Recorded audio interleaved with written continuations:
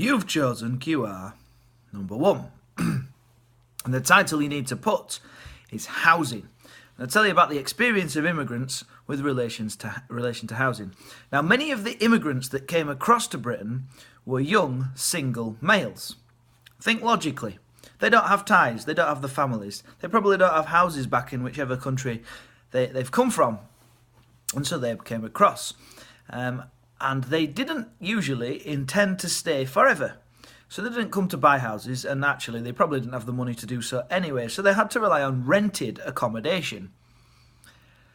And the white landlords who owned houses that they could rent took full advantage of the situation.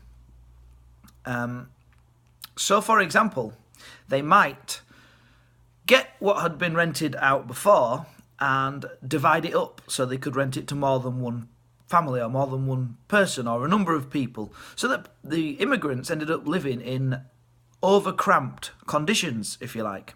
An example of a name that you should probably write down is Peter Rachman. Peter, you know how to spell, but Rachman is Rachman. What he did, and remember, A-star people, you're going to have to get stuff that is going to impress the examiner.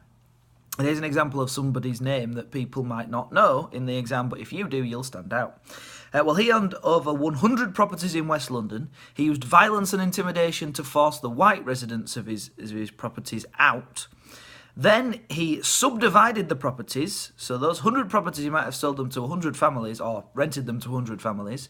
Well, he divided them, so let's say he could get 200 people in there, 200 families, and make more money from it. The conditions were terrible in there, and the young immigrants didn't know what the going rate was, so he inflated the prices and could make a ton more money from it.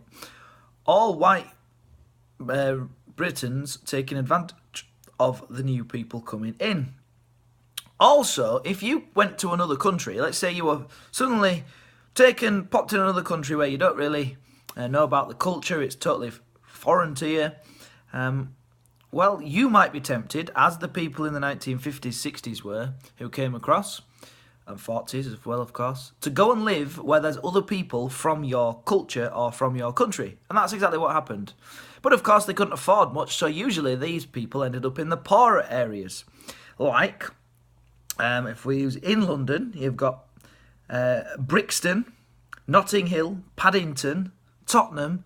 All these immigrants came together, lived in the same areas, and those areas became known as areas for immigrants. And if you think more local, there's Chapeltown in Leeds. We still have a big parade in Leeds every year to celebrate immigration and what it's brought to the country. So, and Chapeltown was one place where immigrants who came to work in Leeds ended up converging and living there. But yeah, they were also discriminated against, so they found it very difficult, apart from the money thing and they're being taken advantage of, because as you know, landlords could, by law in the 1950s, say, no, I'm sorry, you're black, you're not having a house here, which would be completely illegal now, but wasn't then. So it was very difficult for them to get housing. There we go.